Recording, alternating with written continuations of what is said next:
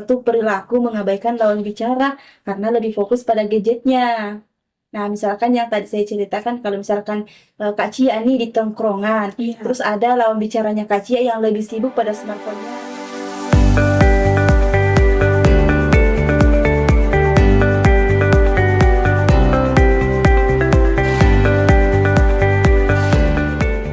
Assalamualaikum warahmatullahi wabarakatuh. Selamat pagi semuanya. Kembali lagi dengan Mr. Koronis, komunikasi romantis dan humanis. Nah, kali ini saya Ahdiatun Fauzia selaku host pada episode kali ini. Nah, apa kabar nih semuanya? Semoga kalian dalam keadaan baik. Semoga juga kalian dengerin podcast ini nggak sambil main HP, seperti yang akan kita bahas pada episode kali ini, yaitu fenomena pubbing, teman-teman. Nah, sebelum kita berbincang-bincang lebih jauh, saya akan memperkenalkan nama narasumber kita, yaitu... Halo Kak, panggil saja nama saya Alda. Oke, baik. Perkenalkan narasumber kita itu Kak Alda. Nah, di sini kita akan membahas mengenai fenomena pubbing itu sendiri. Nah, menurut Kak Alda, apa sih tuh pubbing? Ya, Kak Cia pernah ini nggak sih? Pernah cerita terus lawan bicaranya lebih sibuk pada smartphone. Biasa. Itu Biasa tiap hari. Oke, berarti itu namanya fenomena pubbing Kak Cia. Jadi pubbing itu istilah yang menggambarkan suatu perilaku mengabaikan lawan bicara karena lebih fokus pada gadgetnya. Nah, misalkan yang tadi saya ceritakan kalau misalkan Kak Cia nih di tongkrongan, Iya. terus ada lawan bicaranya Kak Cia yang lebih sibuk pada smartphone-nya, misalkan dia lagi bermain game atau media sosial. Nah, itu yang namanya perilaku pubbing Kak Cia. Seperti itu. Jadi, pubbing itu dimana kita mengabaikan lawan bicara kita itu dengan kesibukan yang kita lakukan sendiri. Iya, Kak Cia. Kenapa sih pubbing itu bisa terjadi, Kak Alda? Sebenarnya ada banyak ya Kak Cia alasannya kenapa orang bisa melakukan yang namanya pubbing. Iya. Tetapi yang sering banget kita ketemui nih, yang pertama itu bisa karena FOMO atau keinginan untuk selalu mengupdate status di media sosial kan. Ya, bisa juga karena kebiasaan multitasking Kak Cia. Karena biasa itu kan yang kita dengar cewek itu identik dengan multitasking. Dia Iya. bisa bermain smartphone kemudian juga sambil mendengarkan temannya yang lagi cerita. Tetapi sebenarnya ini dalam konsep komunikasi ya Kak Cia ini kurang baik sebenarnya. Jadi baiknya untuk ditinggalkan. Dan bisa juga karena seseorang itu dia tidak tahu cara berbicara atau memulai pembicaraan kepada lawan bicaranya, sehingga dia lebih mengutamakan atau lebih fokus aja kepada smartphone-nya. Seperti Gitu, Kak Cia. itu. Nah, rentan umur yang sering melakukan pubbing tuh rentan umur berapa sih, Kak Alda? Ataukah hanya Gen Z? Ataukah orang-orang yang selalu bermain smartphone, seperti siapapun itu bisa terlibat sebagai pelaku atau korban pubbing, Kak Alda?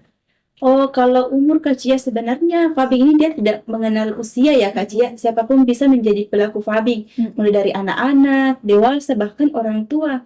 Cuman yang paling banyak nih yang sering kita temui itu ya generasi Gen Z ya. Sekarang yang identik dengan kecanduan teknologi yang semakin berkembang ya Kak Cia. Baik, Alda. Kan pubbing ini juga bisa membuat seseorang itu kecewa ketika Iya. tidak direspon sama lawan bicaranya. Selain itu, apa sih dampak lain dari adanya fenomena pubbing itu sendiri, Kak Alda? Iya, kalau misalkan ditanya soal dampak, yang jelas bahwa adanya penurunan kualitas komunikasi tatap muka ya Kak Cia ya, Iya. itu sudah hal yang pasti. Kemudian yang kedua, pubbing ini bisa menimbulkan konflik Kak Cia, terus yang berujung pada putusnya hubungan interpersonal karena merasa diabaikan. Biasanya yang menjadi korban dari pubbing ini dia akan merasa diabaikan oleh lawan bicaranya, sehingga dia tidak mau lagi berbicara sama temannya. Seperti itu, Iya. Kak Alda.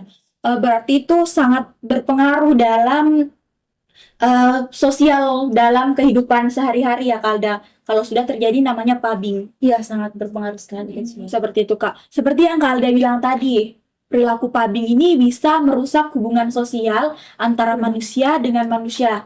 Betul Itu banget, sendiri di Cia. kehidupan sehari-hari nih, Kak Alda. Dan juga di suatu komunitas jika ada pelaku pubbing di dalamnya akan menimbulkan kekecewaan terhadap seseorang yang menjadi korban pubbing itu sendiri di sebuah komunitasnya, Kak. Jadi menurut Kak Alda kan ini suatu hal yang urgent banget untuk hubungan antara manusia dengan manusia. Jadi Kak Alda ini gimana sih cara langkah kecil untuk mengurangi perilaku pubbing di kehidupan sehari-hari menurut Kak Alda nih? Ya, sebenarnya ada banyak ya Kak Cia cara untuk mengatasi perilaku fabing ini.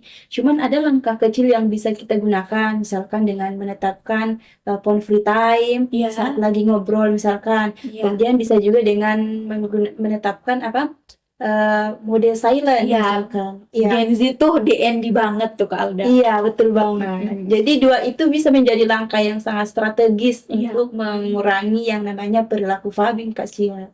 Oh, seperti itu Kak Alda. Jadi butuh kesadaran dari diri sendiri nih Kak Alda. Ya, sangat membutuhkan Kak Cia. Jadi kalau misalnya kita mendapatkan telepon urgent pada saat berbicara seperti ini, kita membutuhkan kesadaran diri untuk meminta izin terlebih dahulu. Iya, betul banget Kak Cia. Agar tidak ada kekecewaan terhadap lawan bicara kita, begitu Kak Alda? Iya, betul banget Kak Cia. Nah, seperti itu ternyata teman-teman. Jangan sampai kalian menjadi pelaku dari fabing itu sendiri karena bisa mengecewakan manusia lain, teman-teman. Nah, tadi Kak Alda jelaskan ada langkah-langkah kecil untuk kita menghindari yang namanya fabing, Kak Alda. Apakah ada pesan-pesan yang ingin disampaikan untuk sobat-sobat Mr. Koronis? Apalagi yang nonton nih mungkin Gen Z mahasiswa yang mungkin pernah menjadi pelaku atau korban fabing. Nah, menurut Kak Alda, apa sih pesan yang ingin disampaikan untuk Gen Z di luar sana? Ya, untuk teman-teman yang ada di luar sana nih, termasuk Gen Z, please kalau misalkan teman kalian lagi cerita atau lagi curhat misalkan, please dengerin banget, jangan fokus pada smartphone-nya. Karena teman kalian bisa merasa kecewa, bahkan merasa diabaikan oleh kalian karena perilaku kalian. Dan walaupun ada kalimat yang mengatakan bahwa cewek itu misalkan ya Kak Cia, cewek itu identik dengan multitasking, dia bisa bermain smartphone sambil mengerjakan yang lain.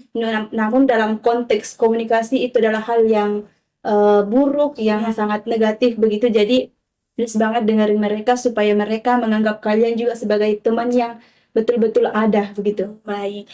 Padahal ini kan biasa kita anggap fabing itu hal remeh ya. Ternyata itu sangat membekas untuk korban fabing. Adanya kekecewaan yang mendalam. Iya, betul banget. Akan ada kekecewaan yang sangat mendalam. Dan bahkan akan berdampak lagi loh Kak Cia sebenarnya pada psikologis seseorang yang menjadi korban fabing ini. Biasa merasa terabaikan kan Kak, merasa dirinya tidak dianggap. Iya, betul banget Kak Cia. Oke, bincang-bincang kali ini kita sudah membahas mengenai fabing. Sesuatu hal yang biasa kita anggap remeh, ternyata ini merupakan hal yang bisa membuat kekecewaan yang mendalam, teman-teman. Untuk kalian di luar sana yang pernah menjadi pelaku atau korban fabing, itu butuh kesadaran diri sendiri kan Kak Alda? Betul banget. Kalian bisa meminta izin terlebih dahulu kepada lawan bicara jika ingin mengerjakan sesuatu, teman-teman. Sampai sini bincang-bincang kita mengenai fabing, yang dimana ini merupakan suatu fenomena yang kita anggap remeh, ternyata sangat menimbulkan rasa kekecewaan yang mendalam. Betul banget Kak Cia. Sampai sini episode kali ini. Tunggu episode selanjutnya hanya di Mr. Koronis. Komunikasi romantis dan humanis. Dadah. Mr. Koronis. Jangan lupa